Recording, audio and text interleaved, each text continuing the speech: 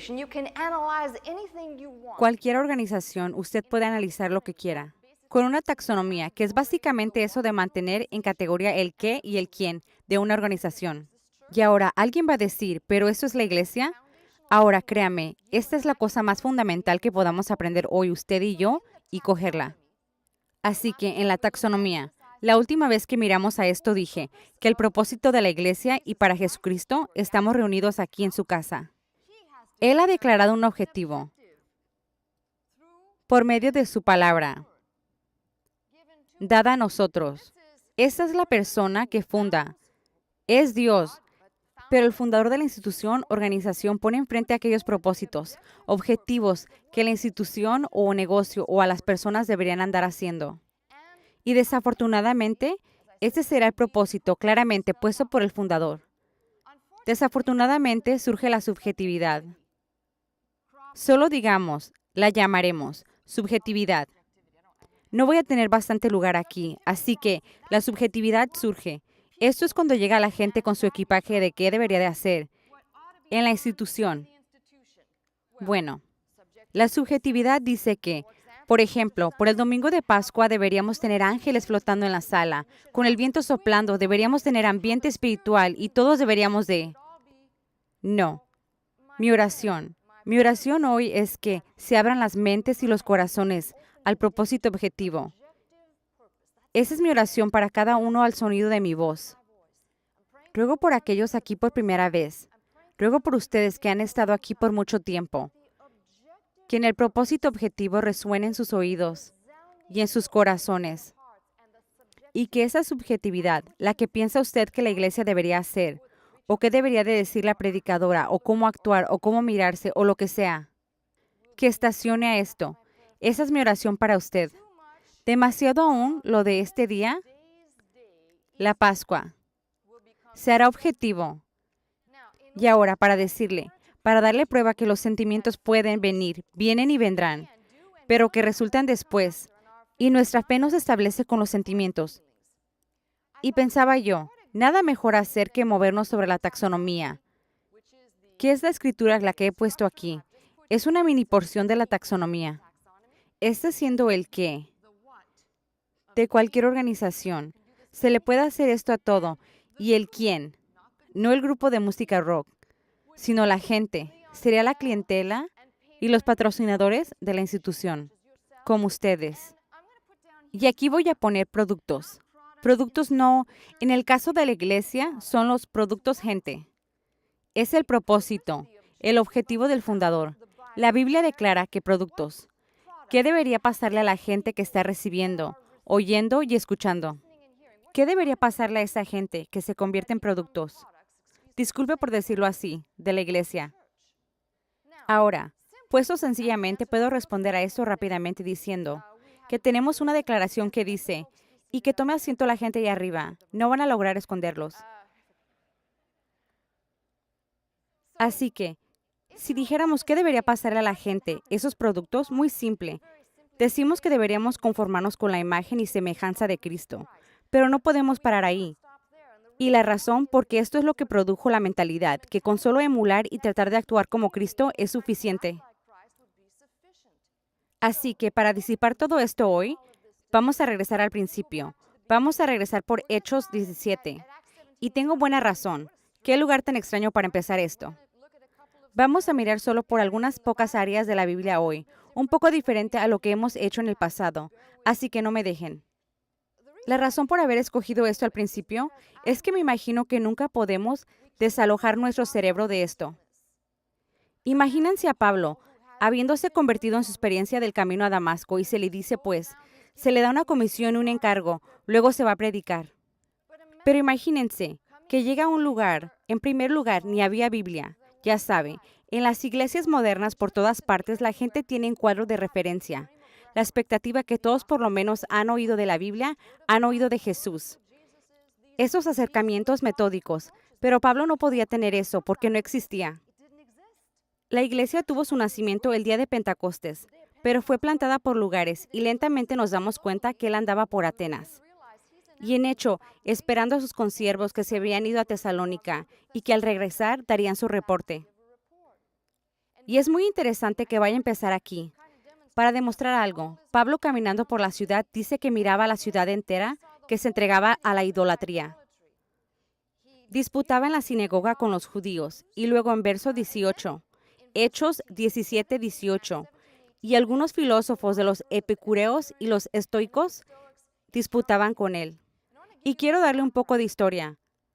Los epicureos tenían esta mentalidad: disfrute la vida a lo máximo, no se niegue de nada, agarre lo que pueda porque pronto quedará muerto. Y los estoicos con esta predisposición mental: lo que no tiene remedio, se tiene que aguantar.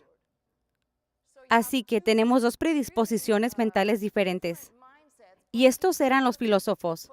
Estos eran los hombres pensadores que se debatían.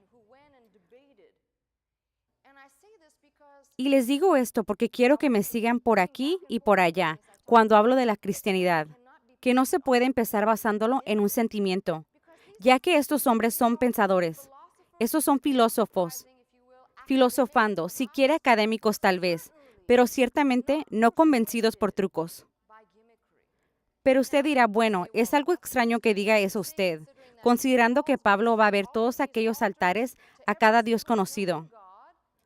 Todos los que pudieran les encantaban. Tráiganos nuevos dioses, todos los tenemos aquí, tenemos una buena colección, un panteón de dioses aquí mismo en Atenas. Pero me encanta lo que dicen. Unos decían, ¿qué dirá este palabrero? Decían de Pablo, ¿qué dirá este palabrero? Y otros, parece que es un predicador de Dios extraños, porque le predicaba de Jesús y la resurrección. Ahora, no se puede ver en el español, pero en el griego está lindo. Le predicaba de Jesús. Jesús, la palabra griega por Jesús, y la resurrección, que es anastasis, en el griego. Así que en hecho parece que presentaba dos dioses, no uno, a Jesús y a la resurrección. Así se lee cuando se lee en el griego, y es muy interesante, porque en griego la resurrección es anastasis. Y luego, claro, se sube al monte de Marte, y quiere saber cuál es esta doctrina nueva de la que hablamos. Ahora, esto me encanta. Pasaba y miraba una de las devociones y encontró un altar con esa inscripción: al Dios no conocido. Y les dijo, ¿al qué? Verso 23, ¿ustedes adoran sin conocerle? ¿Y lo que es tan genio aquí? Mire, yo no leo qué les dice aquí. Oigan, ustedes filósofos, quiero preparar sus corazones y quiero que piensen de veras qué tan mal han sido y qué estilo de vida han vivido. No. Él empieza con esta cosa simple: el Dios que hizo el mundo y todas las cosas que en él hay, siendo Señor del cielo y de la tierra, no habita en templos hechos por mano humana. Él empieza a decir, miren, pueden quedarse con todos los dioses que quieran, pero el Dios que les voy a declarar, el Dios que creó todo, les voy a decir del Creador y luego les diré acerca de la criatura. Y esto es muy encantador. Ni es honrado por manos de hombres, como si necesitara de algo. Pues Él es el quien da a todos vida y aliento, y a todas las cosas. Y de una sangre ha hecho todo el linaje de los hombres, para que habiten sobre toda la faz de la tierra. Así que les voy a declarar a este Dios que hizo el mundo, y acerca de ustedes, las criaturas. Y les da instrucción, para que busquen a Dios, si en alguna manera palpando puedan hallarle, aunque ciertamente no está lejos de cada uno de nosotros. Y ahora quisiera, por favor, si tiene una pluma o un lápiz, quisiera que dibuje un círculo sobre la palabra sentir. Palpando. Y quiero que recuerde esa palabra cuando alguien dice, vine a tu iglesia y no sentí nada. Esta es la única vez en el Nuevo Testamento que ocurre esta palabra, sentir. Solo ocurre una vez sentir, una vez aquí en este lugar. Y si tradujera correctamente, porque tenemos concepto del inglés antiguo del King James, que esta palabra es lo de buscar, o buscar indiligentemente, con intención de encontrar. Ok. No es lo de sentir como, oh, si escucha, si lo sintiera a él, y hasta suena mal. Bueno. Así que, le trato de decir en primer lugar, quiero que haga una nota, que esta palabra sentir solo ocurre una vez. Y hay dos ocurrencias más de sentir, y le diré cuáles son. Sentir ocurre en Efesios 4:19, donde se habla de los gentiles, que perdieron toda sensibilidad, y se entregaron a la lascivia y a la avaricia. Y en el libro de Hebreos, capítulo 4, donde claramente habla del hecho que Jesús puede compadecerse del sentimiento de nuestras debilidades. En ese contexto, el sentimiento, en ese contexto, para que no exista capacidad de malentender, me dice, Pastora Scott, que no debería de sentir nada. No sugiero eso. Le digo que el fundamento de nuestra fe, esa base en la que plantamos los pies con firmeza, no es emotiva, es verdadera. Bueno, sé que eso se echa por cara de algunos y dirán, pues me gusta sentir algo. O tal vez eso vendrá después, pero ahorita tenemos que hacer nuestra tarea. Este sermón, el tema que predica Pablo en Hechos 17, culminando con su predicación, cuando les dice, si lee conmigo en el verso 31, con haberle levantado de los muertos, hablando de Cristo. Pero cuando oyeron de la resurrección de los muertos, unos se burlaban. Esto todavía pasa y va a ser la misma cosa hoy. Las mismas palabras que dan vida a unos y muerte a otros. Mas algunos creyeron, juntándose con él. Ahora, era la predicación del Evangelio, con el poder del Espíritu Santo, que atraía a la gente que Dios deseaba que recibiera. No había llamada al altar aquí. No hubo nada de, oiga amigos y filósofos, ustedes epicureos y ustedes estoicos, especialmente ustedes estoicos. Aprieten los dientes y bajen al altar acá para que puedan aceptar. Fue el poder de la palabra predicada, y eso es lo que quiero repetir. Ahora se va a dirigir la palabra a dos grupos de gente. El siguiente grupo de gente que quisiera examinar, regresaremos literalmente al primer sermón, aquel del día de Pentecostés. Vayamos a Hechos 2. Ese es el pasaje donde verdaderamente podemos ver la promesa que se dio en el Evangelio de Juan, donde dice Jesús, voy a enviar a un otro que estará de vuestro lado, el Consolador. Y aquí se ve el cumplimiento de la promesa, aquello que se había dicho por el profeta Joel en el Antiguo Testamento. Así que tenemos el día de Pentecostés y luego el sermón de Pedro ese día. Y claro, cuando se paraba Pedro para explicarles lo que pasaba, porque habían escuchado el ruidoso jaleo del aposento alto, y luego todos bajaron. Todos pensaban que esos tipos andaban borrachos, ¿entiende? Tal vez aparecieron un poco tontos para algunas personas, él dijo. Estos hombres no están ebrios, como ustedes suponen, puesto que es la tercera hora del día. Creo que en algunas ciudades no les hubiera importado, pero para los judíos devotos esto sería un no absoluto. Pero él dice, eso es lo dicho por el profeta Joel, y les empieza a decir que en los postreros días Dios dijo, derramaré de mi espíritu sobre toda carne. Sus hijos e hijas profetizarán, sus jóvenes verán visiones, y sus ancianos soñarán sueños. Y sigue diciendo todo esto.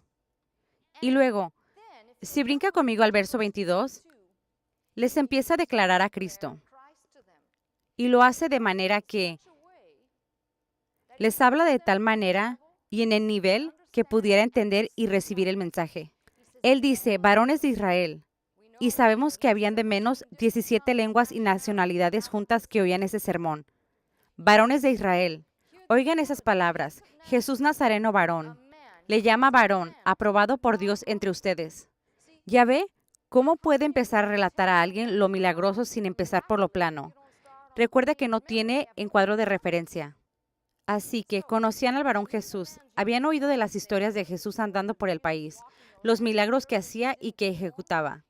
Él dice, Jesús el Nazareno, varón aprobado por Dios entre vosotros, con las maravillas y prodigios y señales que Dios hizo entre vosotros por medio de él. Y esto me encanta. Pudiera haber sido maravilloso abogado. Él dice, como ustedes mismos saben, básicamente, ustedes también lo miraron. Se dan cuenta de esto y empieza a decirles, a este entregado por el determinado consejero y anticipado conocimiento de Dios, prendisteis y matasteis por manos de inicuos, crucificándole, al cual Dios levantó, suelto los dolores de la muerte, por cual era imposible que fuese retenido por ella. Y este gran sermón culmina junto a unos versos. Después, cuando la gente oye del poder de esta palabra predicada, que Cristo fue levantado de los muertos, y oiga lo que pasa. Al oír esto, se compungieron de corazón y le dijeron a Pedro y a los otros apóstoles, después de oír ese sermón, ¿qué haremos? Pedro les dijo, arrepentíos y bautizaré cada uno de vosotros en el nombre de Jesucristo para el perdón de los pecados. Ahora, quiero exponer esto bien, porque a veces he tratado de decir esto ya por semanas. Esta iglesia parece algo extraña. Pues, Pastor Oscar, ¿por qué no hace llamadas al altar? Bueno, estoy leyendo aquí el patrón exacto de lo que pasó, y fue el poder de la palabra predicada y el poder del Pentecostés. Que al tema de Pentecostés, dijo con razón G. Campbell Morgan, que se empezaba a cumplir, todavía no se había cumplido, y que el Pentecostés sigue continuando hoy. Significa cosecha de almas. Y tenemos 3,000 personas dadas a luz, entrando al reino, en aquel día en particular. Ahora me dirá usted, pues si no es sentimiento, ¿qué es? Bueno, le diré, va a encontrar las instrucciones, y en verdad le hablo a la gente nueva, que nunca ha estado aquí, que tal vez nunca ha oído el mensaje antes. Voltee en su Biblia a Juan 5. 5 palabras, 5 cosas. En Juan 5, verso 24, Jesús dice, el que oye mi palabra, una, y cree en el que me envió. Esa es número 2. El que fea, literalmente que cuelga su ser, su vida, en aquel en que envió a él. Esa es 2. Tiene vida eterna. Esas 3. No vendrá condenación. Esas 4. Mas ha pasado de muerte a vida. Esas 5. Esas son instrucciones para usted. Si usted me dice, todo esto es cosa nueva para mí, ¿no debería de sentir algo? Si fueran importantes los sentimientos al empezar, ¿no cree que nuestro Señor nos hubiera dicho? Cuando reciba esto se va a estremecer, lo va a sentir. Le estoy diciendo esto porque reconozco, ya sabe, que voy en contra de mucha de la predicación común de estos días. Me dirá, pues pastora, suena un poco diferente a la otra gente, porque yo leo del libro. Hola. Así que, antes de empezar a discutir la resurrección, no voy a debatir que si vivió Jesús o no. Y la predisposición mental y total de esto es que, escuche, los historiadores judíos registran que Jesús vivió. Los historiadores paganos registran que Jesús vivió. Y hasta Mahoma registra que Jesús vivió. ¿Sabe qué? Si lo piensa bien, es cosa muy asombrosa, aunque solamente reconocen a Jesús como un profeta y nada más, si admiten que él vivió. Así que ya sabe, si trata de arguir acerca que si vivió Jesús o no, tape sus oídos e ignóreme si quiere. Voy a operar bajo los auspicios que todos sabemos que Jesús vivió. Así que la primera cosa que voy a tratar es la verdad del registro. Pero antes de hacer eso, voy a llevarlos a un sermón más, porque ese registro aquí en Hechos me dice algo maravilloso acerca de los 2 grupos de gente a cuales se dirige Dios. Acuérdese que era el día de Pentecostés. Se le habla a pletora de gente oyendo el sermón de Pedro. Favor de ir a Hechos 13. Nos encontramos a Pedro, el día de Pentecostés, predicando al gentío. Ya le dije lo de Pablo, con los filósofos del monte de Marte, pero quiero que vea porque para mí es como pintar un arco iris de lo que pasa cuando predica la palabra. Aquí tenemos a Pablo en Antioquía en una sinagoga. Esto siendo en Hechos 13, y voy a empezar a leer ahí, verso 14. Pasando de Perge, llegaron a Antioquía de Pisidia, y entraron a la sinagoga un sábado, y se sentaron. Y después de la lectura de la ley y de los profetas, los principados de la sinagoga mandaron decirles, varones hermanos, si tienen alguna palabra de exhortación para el pueblo, hablen. Y Pablo se paró. Él me gusta. Y ahora, quisiera que note algo. Él va a tomar el tiempo para decirle a esta gente en la sinagoga lo que significan sus escrituras. Acuérdense que muchas semanas atrás, en Pedro 1, examinamos la escritura que decía, los profetas hablaban acerca de los sufrimientos de Cristo y la gloria que vendrá después. Exactamente esto decía. Le decía a la gente judía con aquella capacidad que centraba en su ley y sus profetas, que todo se dirigía y culminaba en el Señor Cristo Jesús. Tiene que amar al tipo por eso. ¡Qué audacia! Entrar a la sinagoga y hacer eso, considerando su trasfondo. Y este sermón nuevamente culmina en verso 30. Mas Dios lo levantó de los muertos. Y él se apareció durante muchos días a los que habían subido juntamente con él de Galilea a Jerusalén, los cuales ahora son sus testigos ante el pueblo. Tengo que leer esto porque es tan increíble. Y nosotros también anunciamos el Evangelio de aquella promesa hecha a nuestros padres, la cual Dios ha cumplido. Les sigue diciendo, puede ver las escrituras que leen. Se cumplieron en Cristo cuando levantó de nuevo a Jesús, lo cual está escrito en el segundo salmo. Así que usa cosas que ya conocían. Mi hijo eres tú, yo te engendré hoy. Y en cuanto a que le levantó de los muertos, ¿cree usted que lo dice suficientes veces? Para nunca más volver a corrupción, lo dijo así. Te daré las misericordias fieles de David. Y claro, luego dice, David, verso 36, habiendo servido su propia generación, según la voluntad de Dios, murió. Fue reunido con sus padres y se acabó. Mas aquel a quien Dios levantó no vio corrupción, hablando de Jesús. Sepan pues esto, varones hermanos, que por medio de él se les anuncia perdón de pecados, y que de todo aquello de que por la ley de Moisés no puedan ser justificados, en él es justificado todo aquel que cree. Miren pues, que no vengan sobre ustedes lo que está dicho en los profetas. Oigan, les digo, qué audaz. Anda dentro de su sinagoga, acaba de decirles lo que significa sus escrituras. Y luego les dice al tema, miren, que no hagan lo que declara este profeta. Mirad, oh menospreciadores, y asombraos, y desapareced. Porque yo hago una obra en vuestros días, obra que no creeréis, si alguien os la contaré. ¡Qué audaz! Si lo va a deletrear todo, les dice, oiga, todas las escrituras que acaba de leer parados son Jesús. Hablan de Jesús, hablan de Cristo resucitado y del poder que Dios prometió que se cumplió. Y ahora les doy un consejo aquí. Cuidado que no se les duerma el cerebro. Básicamente es lo que les dice. Les advierte, cosa interesante. Así que, le digo a usted que si dirige a dos grupos de gente, Dios usando a estos dos tipos de gente, entre otros consiervos, para que prediquen. Y el tema, no solo predicaban la resurrección. ¿Sabe qué? Es importante notar que si lee las escrituras de Pablo, que Jesús murió y al tercer día fue levantado otra vez. No solo hablamos de la tumba vacía, sino de la ascensión y que regresó. La iglesia tempranera esperaba, pensaba que su regreso era inmediato. Y ahora, para colocar toda esa escritura que le acabo de dar, y hemos leído mucha escritura ahorita, para colocar la estructura, déjeme solo decir que la veracidad del registro documentado es siempre lo que se va a disputar. Cuando la gente dice, pero esto puede ser un fraude, esto puede ser falso. ¿Cómo sabe que si lo que está leyendo es real? Tenemos 4 libros canónicos aceptados como auténticos. Mateo, Marcos, Lucas y Juan. Se aceptan como auténticos. Y cuando la gente empieza a analizar y a sondear, si lo piensa bien, la proximidad de lo escrito, lo que se escribió para hacer el registro del Evangelio lo que es, quedó muy cerca.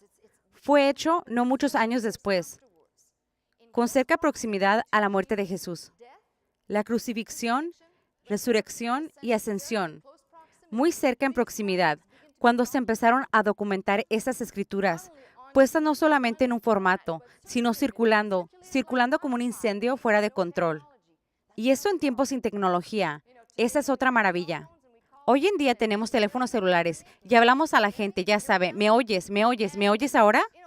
Ya sabe, en aquellos días sin tecnología, esto volaba por todo lugar. Es decir, piénselo, porque ya por el año 160 conocemos a Diatesarón de Tatián, que era una armonía de los evangelios. Ya se habían colacionado. Por el año 160 AD ya existía un mini canon compuesto. Si empieza a discutir la autenticidad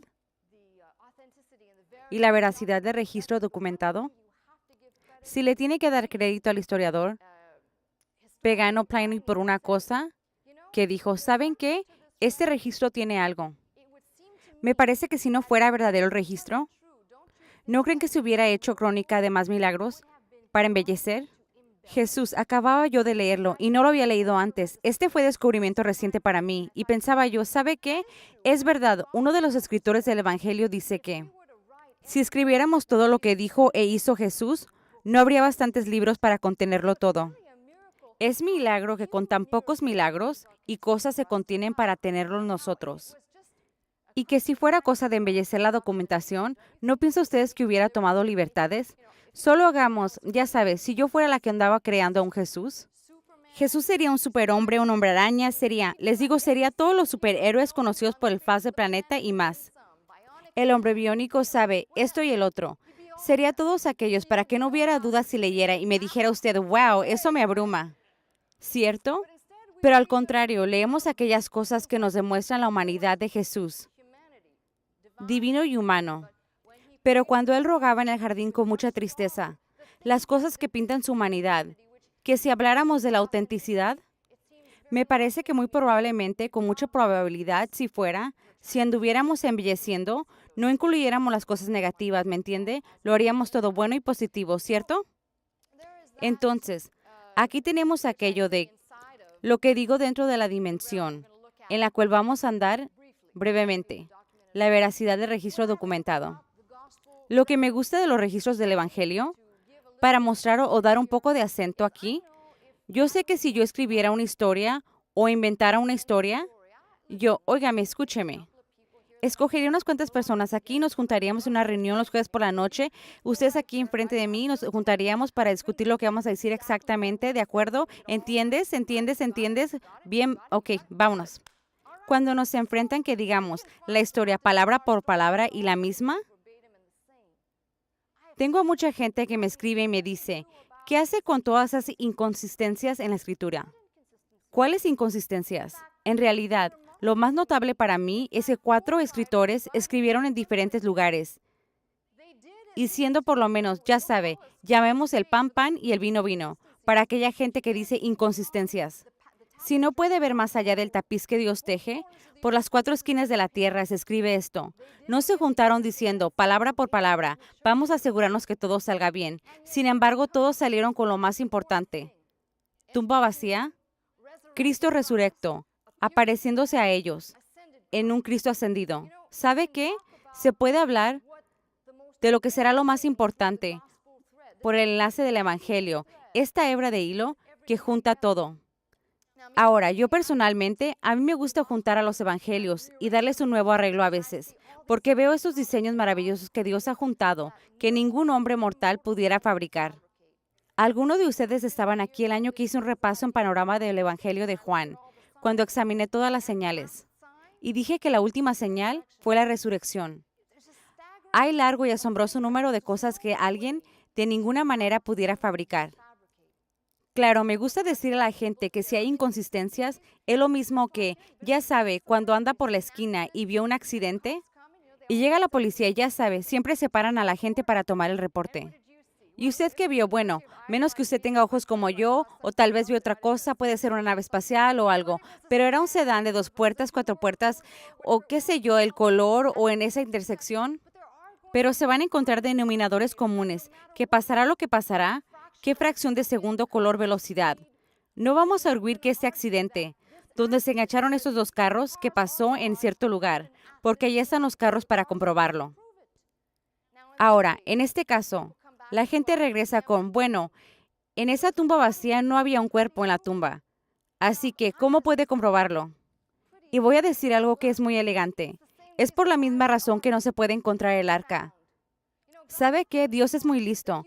Las pocas cosas que quedaban, que se pudieran encontrar por el hombre empezaba a venerar esas cosas, adorar esas cosas. Ya sabe, si estudia la historia por el año 325, Constantino, el gobernante en aquellos tiempos, el gobernante del mundo que se conocía en aquellos días, su madre anciana de 80 años fue un viaje largo y difícil. Ella fue la que regresó con lo que se llama el Titulus, el letrero que encabezaba la cruz de Cristo, ella creyendo que lo había encontrado.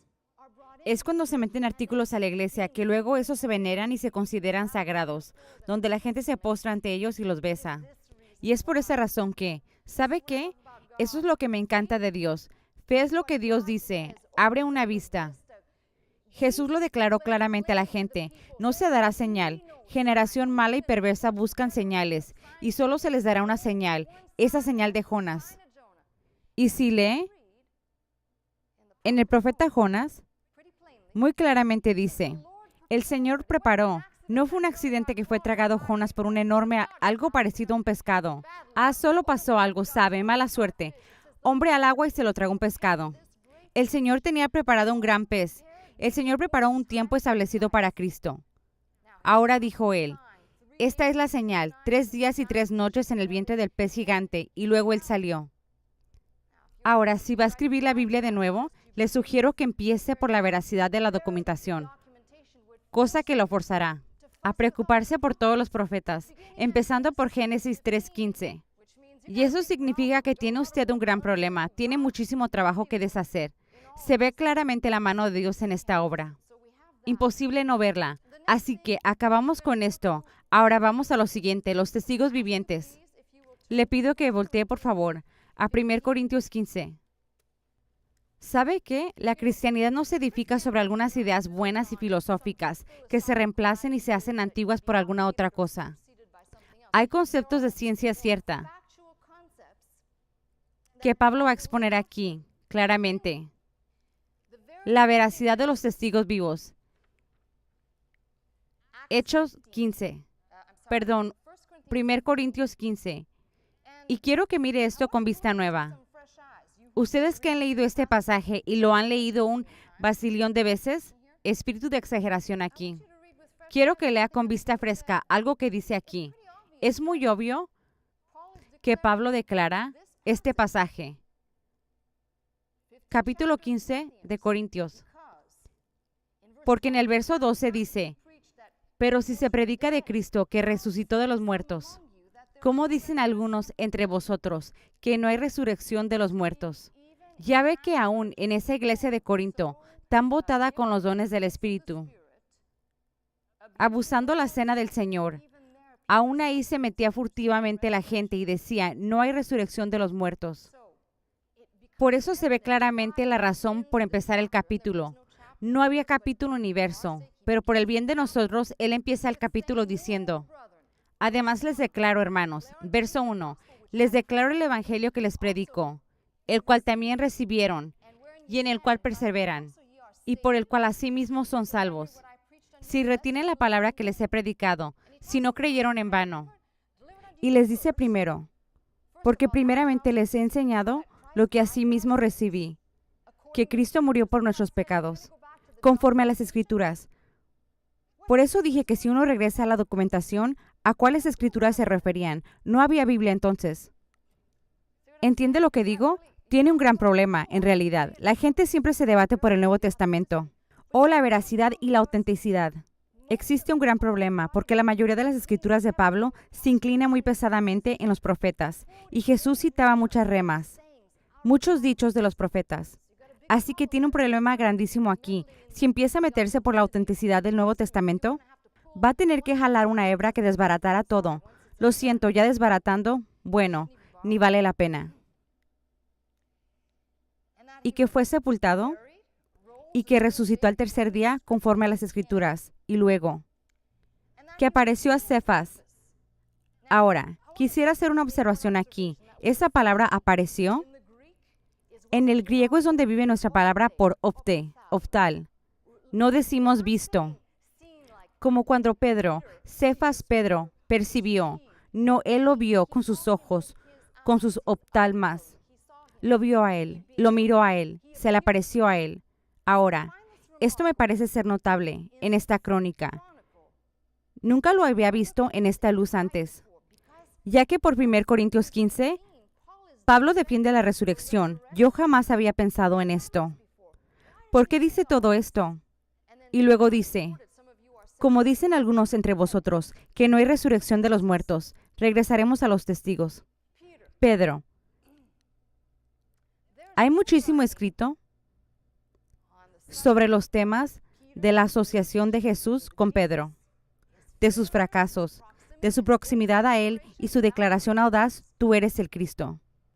Y a propósito, no dice aquí, y esto debería darle ánimo a todos aquellos creyendo ser un fracaso o haber hecho un desastre total, porque el tipo que más fracasó fue aquel que predijo el sermón aquel día en Pentecostés, y es el primero aquí en la lista.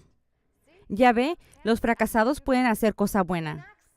En Hechos 10:41, Pedro dice también, comió y bebió con Jesús después que resucitó de los muertos. Oiga, mire, ¿sabe qué? Algunos tienen cosas extrañas, ya sabe, que pasan en su vida, pero le puedo garantizar que esto no fue alguna cosa imaginaria. En realidad, están bien documentadas las muchas veces que se les apareció Jesús a muchos. Se da crónica aquí. Pero Pedro específicamente en Hechos 10:41 dice que comió y bebió con el Señor resucitado. Así que a menos que tuviera un doble de algún Jesús imaginario o ficticio aquí, que llegaba con agujeros de clavo y todo requerido para imagen exacta a Jesús, con las llagas al costado y todo, pues tiene problemas y mucho que explicar. Así que, primero los testigos, Pedro, y después los 12. Hablamos de cuando se reveló Jesús, se mostró a los 12. Ahora, si solo tuviéramos a Pedro como un testigo en esta lista, le pudiera decir a usted, ¿sabe qué? Es remotamente posible por ser Pedro tan gran fracaso que se inventaría esa historia. Es posible, es posible. Pero los 12, aquí es donde se pone un poco más difícil. Estas 12 personas, y no hablamos de Judas, porque él ya se había alejado. Pero estos 12 tipos fueron radicalmente cambiados. Ahora, créame, en aquel tiempo cuando Jesús murió, crucificado y puesto en la tumba, estoy segura que existía un ambiente de terror grandísimo. Y estos cambiaron de miedosos a audaz. Predicando con intrépida proclamación, arriesgaban su vida. Y estos 12 hacían que fluyera y continuara la predicación. Así que ya sabe, el primer tipo puede decir tal vez bueno, pero caso débil. ¿Y qué de los 12? Y esos se mantienen consistentes. Después apareció a más de 500 hermanos a la vez, de los cuales muchos viven aún, unos ya muertos, pero la mayor parte aún viviendo. ¿Habían comido hongos mágicos aquellos 500 o en verdad vieron a Jesús? Me parece que solo por esta parte pequeña se puede tomar tiempo suficiente para examinar y hacer crónica. Sabe, hay 30 años de declaración brillante, de la presentación del Dr. Scott, de todos los aspectos diferentes. Si nunca han dado por ahí, si nunca ha oído esa enseñanza nunca, recomiendo que la escuche. Yo ando haciendo cosa mía hoy. Porque al ver esto dije, ¿sabe qué? Esto me obliga, realmente me obliga. Aquí están algunos testigos, de los cuales habla Pablo. Él dice, después se le apareció Santiago. Escuchen bien. ¿Saben qué? Con esto sabemos que hay algo aquí. Mire, oiga, pudiéramos juntar a todos mis amigos y todos mis amigos, si yo hubiera fabricado esta historia, mis amigos me darían apoyo. Pero ¿qué de mis enemigos? Parece que nadie se acuerda del hecho del Evangelio de Santiago. Perdón, el Evangelio de Juan. Santiago y la familia querían meter a Jesús a un manicomio y no lo seguían durante su ministerio público. Así que, ¿por qué incluirlo aquí? Es un tipo excéntrico. Ahora ya sabe por qué su evangelio es un poco desordenado. Ya sabe, ni escuchó el tipo, ¿qué se puede esperar de él? El evangelio apócrifo según los hebreos. Si quiere hacer búsqueda por usted mismo, el evangelio apócrifo según los hebreos. No del libro de Hebreos, sino el evangelio apócrifo según los hebreos. Hace relato de cómo Jesús se le apareció a Santiago y de cómo se convirtió en su aparición. Así que tiene ese encuadro de referencia con qué tratar, pero superficialmente Santiago era actualmente un adversario y enemigo. Si no está si no recoge con él, se desparrama, y Santiago, hermano Santiago, se desparramó por un tiempo. Así que hablamos de la lista de testigos, y el último de todos, el mejor. A mí también hablamos de Pablo, como un abortivo y el más pequeño de los apóstoles. Y esto aquí me encanta, que por tantos años hemos visto por esto para dar un poco de reto al cerebro. Pablo es en realidad la única persona quedando completamente desconectada de todos los apóstoles y todo creyente que se menciona. Él no tiene nada que ganar en perpetuar esa historia loca del hombre que dijo que iba a morir, que murió y se levantó de nuevo como dijo que lo haría.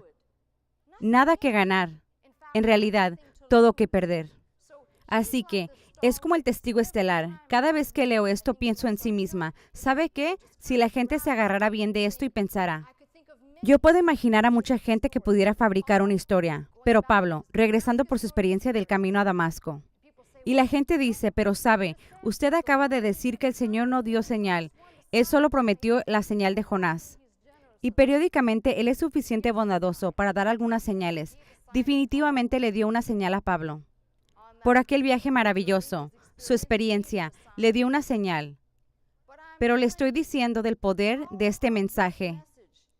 Así que cuando leemos, pero si se predica de Cristo que resucitó de los muertos, ¿cómo dicen algunos entre vosotros que no hay resurrección de los muertos? Y si Cristo no resucitó, vana es entonces nuestra predicación, vana es también vuestra fe. Pueden tener fe en lo que quieran, amigos. Pueden tener fe que hoy les salga bien el pronóstico al meteorólogo. Puede tener la fe que cuando se suba a su carro se va a prender en realidad. Mete la llave, la pone, esperando oír que prenda y dé vuelta el motor. Pero esa fe de la cual hablamos, la fe en lo que hizo y dijo Jesucristo. Aquella declaración audaz que hizo en frente de los judíos. Ya sabes, se imagina como cuando dijo Jesús, creo en Juan 2, cuando dijo, si destruyen ese templo, en 3 días lo levantaré. Bueno, ¿cómo lo habrán visto diciendo, wow, él habla del edificio y este tomó tanto tiempo para construirlo? Pero él hablaba de sí mismo. Hicimos un estudio, si se recuerda, del Evangelio de Marcos y le dije que por donde quiera que mirara, Jesús hablaba del hecho que él necesitaba morir. Tenía que morir para levantarse de nuevo. La escritura más magnífica citada por todo lugar, Juan 3:16, y la gente no logra leer el resto del pasaje entero. El Hijo del Hombre tiene que ser elevado, como aquella serpiente de bronce, el Hijo del Hombre tiene que ser levantado. Y luego se sigue con Nicodemo, otro gran personaje de la Biblia, del cual decimos que era discípulo secreto por noche, pero un gran converso después. Este mensaje de la resurrección es el fundamento. Bueno, al fin de todo, la veracidad de los mártires, porque pudiéramos hacer crónica, hay abundante. Si quiere adornarlo todo fino aquí, la frente de mi Biblia, si puede leer esta letra pequeña, ¿tiene ojos buenos? La frente de mi Biblia tiene un montón de mártires. Creo que se martirizan mis ojos por ser letra tan pequeña. Lo pertinente aquí es que, sabe, puedo creer en realidad que todos esos grandes testimonios, que los relatos de los testigos oculares de Jesús, fueron verdaderos. Pero lo que más me convenció fue que este fue uno de los puntos de genio del Dr. Scott en su sermón, cuando indicó que la gran prueba de Tomás Aquino fue que todos murieron a solas allá por las esquinas muy lejanas de la tierra. Todos proclamando, ¿sabe qué tan fácil pudiera haber sido? Oiga, yo voy a la prisión todo el tiempo. Y por eso tengo familiaridad de cómo se juega el juego, eso de yo no digo nada si tú no dices nada. Y como ya sabe cómo se junta la gente y se lanza sin poder nadie separar esa unión. Pero ¿sabe qué? Se hubiera hecho muy fácilmente en esos tiempos, no tecnología, no teléfonos, no celulares, no faxes, nada, andando por aquellas extremidades lejanas de la tierra. Solo tenían que parar de predicar que Cristo se levantó de los muertos, ascendió y que iba a regresar. Nomás tenían que parar de hacer eso. Pero leemos el registro de los mártires. ¿Y para qué? ¿Sabe qué? A veces pienso esto. Qué cosa tan triste que la cristianidad se ha reducido a huevos pintados y panecitos calientes con cruz encima, y diversiones y juegos y alegría. Y aquella gente muriendo, eso es tan anticuado, eso es tan viejo, que es más viejo que lo viejo. La gente murió por predicar el Evangelio, por contarles a los otros acerca de las nuevas buenas, la salvación, el perdón de los pecados. El poder de Dios que lo hizo, a este Jesús que Dios levantó, ese mismo poder que lo levantó de los muertos, morando en usted por su fe. Pues platíqueme de los huevos, me gusta mejor. Entreténgame con una diversión, señora. ¿Nos puede bailar la andada lunar o algo? Porque ese poder que levantó a Cristo de los muertos no me hace sentir nada en estos días, ¿me entiende? Yo le diría, mire entre los renglones y los mártires y los eventos asombrantes, mirando sus declaraciones audaces. Todos eran capaces de retractar, en realidad, la historia, y es por eso que vendemos el libro de Mártires de Fox. Nosotros no, sino la imprenta Dolores. La historia de la gente que conocía, no subjetivamente, conocía el propósito, objetivo que era lo de enseñar y predicar el Evangelio. las nuevas buenas. ¿Qué es el Evangelio? Amigos, el Evangelio no es el Evangelio de la prosperidad, cómo ganar dinero y cómo influir a los amigos para hacer un éxito. El Evangelio es la llave a la vida eterna. Es ese pasaje asombroso que se lee en el libro de Apocalipsis. Cuando Jesús se le aparece a Juan en la isla de Patmos y le dice, yo soy el que vive y estuve muerto, tengo las llaves. ¿Las llaves a qué? ¿Las llaves a tu carro nuevo?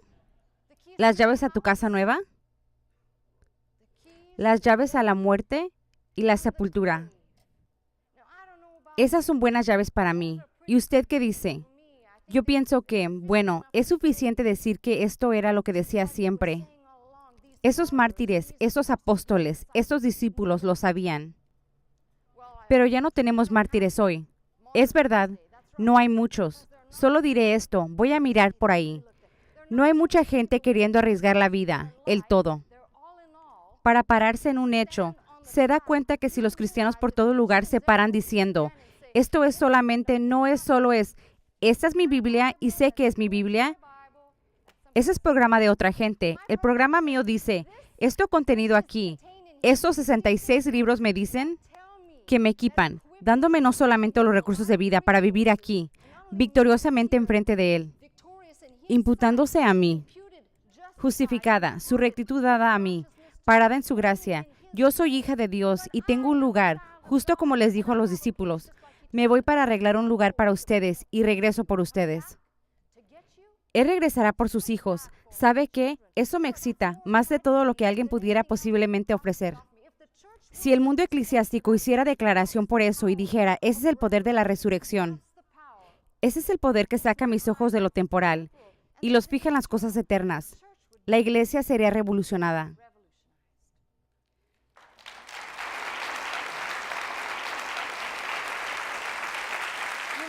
Usted me dice, me pregunta, ¿y qué de la veracidad del origen de la iglesia?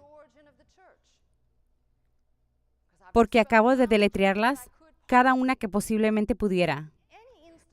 Toda institución o organización que no tiene una visión, que no empieza con una declaración escrita del propósito, ¿puede tener éxito? ¿Puede sobrevivir? No. Puede al principio tener un tipo de éxito, pero sin directiva clara, una estrategia, un plan de negocio, no va a poder progresar mucho. Así que cuando la gente habla del origen de la iglesia, Jesús mismo dijo, edificaré mi iglesia y las puertas del infierno no prevalecerán contra ella. La verdad del origen de las iglesias se tiene que ver de esta manera. Muchos de los fundadores de otras religiones, esto ya lo hemos hecho antes, no quiero meterme en comparativa, solo quiero decir esta cosa. Tuvo un fundador que fundó, que empezó una enseñanza y dio directiva que después fue perpetuada por los discípulos. Así que la visión está claramente ahí. Gautama Buda, cuando por fin encontró su camino de 8 facetas, ¿qué fue el camino? Él no dijo, yo soy el camino, sino este es el camino. Se perpetuó la enseñanza de la visión del budismo. Se ha pavimentado por este camino octuple. No se va a crear una nueva área de iluminación. Ya fue dada por Gautama Buda. Si quiere hablar de Mahoma, la misma cosa, el Corán permanece el Corán como Corán. Así que la unidad, la verdadera unidad de la iglesia depende de su fundador. Y cuando empieza a ver a este concepto, por este encuadro de referencia, que si Jesús no se levantó, si no se levantó de entre los muertos, entonces esta gente no tenía propósito, no tenía habilidades de decirle a la gente de la vida eterna, del perdón de los pecados, del poder de ser conquistadores. Entonces no habría propósito ni visión, y con el tiempo la gente perecería. Así que la verdad de la armonía de la iglesia, que al tema logró seguir creciendo con rapidez hasta que leemos en el libro de los Hechos. Segura estoy que no sabían cómo controlar las multitudes. Por eso se convirtieron en una comunidad koinonía. Tenían todo en común. Para asegurarse que cada persona tuviera lo que necesitaba. Y había muchísima gente que llegaba, tantos naciendo en la iglesia. Ahora, el último detalle que voy a sacar aquí es la realidad de los incrédulos, y hay bastantes de ellos. Pero aún no bien sé que ustedes conocen. Frecuentemente he leído el libro y me da un poco de risita, porque tiene cierta dimensión que tal vez despierta un poco de remordimiento en mí. Pero Frank Morrison se propuso a escribir un libro titulado, con título, ¿Quién removió la piedra?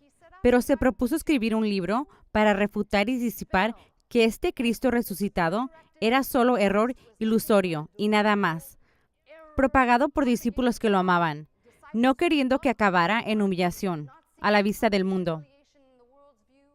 Así que tenía propósito al empezar, que era lo de exponer, disipar y derrumbar la historia de la resurrección. Y en cambio, cuando acabó su investigación, tuvo que llegar a una conclusión, que no era posible concluir otra cosa, pero hacer referencia al fin de todo al credo de los apóstoles, que incluye todo lo que creemos. En ese credo de los apóstoles, creemos que Jesucristo resucitó al tercer día, resucitado. No llegó a otra conclusión alguna, excepto que este Jesucristo, a quien Dios levantó de los muertos, en realidad resucitó, ascendió y regresará. Ahora, tome todo esto que les he dicho hoy. Por ningún lugar, no hay lugar alguno que le hubiera dado yo razón o idea para que usted pudiera subjetivar esto. Bueno, sí existían elementos objetivos, por ejemplo, en el día de Pentecostés. Si estuviera en el aposento alto el día de Pentecostés, quizás me pudiera decir cómo se sintió cuando algo que nunca había visto usted antes, algo puesto encima de su cabeza, pareciéndose algo como su cabeza en llamas. Tal vez pudiera ser cosa objetiva decir lo que miraba, pero al instante que bajó Pedro y empezó a predicar, se tiró la subjetividad por la ventana y lo objetivo se estaba comunicando. Eso es lo que se necesita martillar con repetición adentro de los corazones y mentes de los oyentes hoy en día. No crea que esta gente que fue cambiada radicalmente trató de cambiarse a sí misma. Fue la exposición del poder de la palabra predicada en el día de Pentecostés, con esa fuerza pentecostal bajando, lo que hizo cambiar a cada uno de ellos. Hablamos de Juan y cuando leo el Evangelio de Juan leo mucho del amor en sus escrituras. Hay muchas referencias al amor en sus escrituras. Sin embargo, cuando lee acerca de él en los registros del Evangelio, anda rogando que bajen truenos del cielo por todos lados. Hemos visto estos cambios que son tan radicales. Mi favorito, al tema. Y sí que es mi favorito. A nadie le gusta hablar de las mujeres. A mí sí, ¿sabe qué? No se dice mucho acerca de las mujeres. Y una de mis cosas favoritas, ya sabe, cuando lee de aquella mañana maravillosa, es la mañana para ella, cuando va a la tumba. Y por eso le digo, no se preocupe por esos servicios de la madrugada. La mañana llega, que ocurre después del sábado, cualquier tiempo que fuera que se acabe el sábado, después del sábado, que fue después de ponerse el sol. Por cualquier hora después que haberse metido el sol hasta cuando saliera el sol, él pudiera haber salido de la tumba, que fue lo que hizo. Cualquier hora entre aquello, dice claramente en actualidad, después del sábado, cuando empezaba a dar la luz, que se puede entender de una manera u otra, pero sabemos de esto de un hecho establecido. Se paraba esta mujer ahí y dice, ¿dónde se llevaron a mi Señor? Y cuando se da cuenta que es Jesús, ella corre a decirles, Él resucitó. Ella fue la primera evangelista. Ella no dijo, ay, me avergüenzo. ¿Quién me va a creer? Soy mujer. Se fue corriendo. Vengan, vengan a ver, vengan, ¿cierto? Y me gusta decir esto, porque es demostración para mí, en particular por aquellos días cuando a las mujeres se les consideraba tener casi nada de valor, aunque las mujeres sí les servían de sus bienes, sus cosas a Jesús, pues eran buenas para algo, yo creo.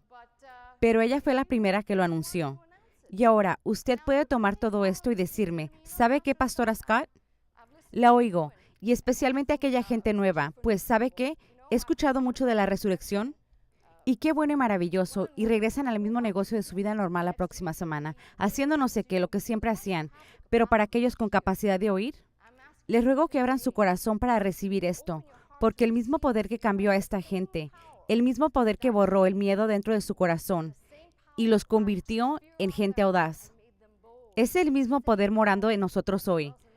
Los cristianos son gente perseguida. 1 Pedro es, y se ha convertido en uno de mis favoritos para leer. Me cuenta todo lo necesario que es saber acerca del sufrimiento del cristiano, por todo lado, todo el tiempo. Tribulación, penas, problemas y pruebas. ¿Ah? Miren esto, las 3 P's. Pero le diré una cosa, Pedro dice, usted vea, usted confía en Dios y lo sacará del lío. Ustedes, perseguidos, pongan su fe en Él, el Cristo resucitado. Él comienza su carta diciéndonos del Cristo resucitado. El Cristo resucitado lo sacará del lío. Ya sabe cómo termina el libro. Y hablo del libro de Apocalipsis. Y ahora, algunos dirán, oiga, ya me ha dado bastante para digerir y ya tengo bastantes cosas que pensar ahora. Pero le voy a decir el propósito, porque es por ahí en realidad donde empecé. Los productos gente, aquellos que van a poder oír y recibir el mensaje que Jesús declaró de sí mismo, lo que declararon los apóstoles acerca de Él y la prueba incontrovertible que sí resucitó el tercer día, que ascendió y que va a regresar de nuevo. Los productos gente, es decir, todos ustedes deberían salir de aquí hoy y no me importa cuánto tiempo han andado con el Señor. Fortificados en su fe, con este conocimiento, que pase lo que pase, esta es mi ancla. Este es su lugar que cuando vengan los vientos, y vendrán. Mi fundamento y el suyo no están establecidos en arena, sino en esta roca fuerte, Jesucristo resucitado. Y al tema, ¿sabe qué? Todos aquellos diciendo, bueno, tal vez regrese Él, posiblemente después regresará Él. No, yo soy como aquella iglesia nueva. Espere, yo creo fuertemente, basado en lo que está escrito en las Escrituras, que regresará por su iglesia antes que se derrame la ira de Dios sobre este mundo incrédulo, un mundo con su incredulidad que se va a dejar atrás. Pero para aquellos que lo aman a Él y aman su regreso, sepan esto, no subjetivamente, sino basado en hechos sólidos y duros. Jesucristo, aquella promesa que nos dio de levantarse de los muertos, y eso hizo, también la dio a nosotros. Esa es nuestra esperanza. Espero que la próxima vez que alguien le pregunte, no le diga, bueno, dígale si quiere, pero si le preguntan la razón por su esperanza y no le digan basado en un sentimiento en el ombligo o algún ¡woohoo! Pero en el mismo hecho que este Jesús de Nazaret, la tumba vacía, nada de confusión aquí. Tumba vacía. No importa cuál tumba quiera escoger, las dos están vacías. Tumba vacía. Resucitado, ascendido y regresando otra vez. Y ahora, no sé acerca de usted, pero eso me pone bastante feliz. Este es un gran día. Este es un gran día por esa razón, porque si tenemos amigos nuevos sintonizando, sepan esto. Por lo menos les he entregado algunas piezas para recoger, algo que lean. Ruego que lo vayan a digerir y que crezcan en su gracia y que se hagan pilares de fe en esta casa del Rey de la Fe. Ese es mi mensaje.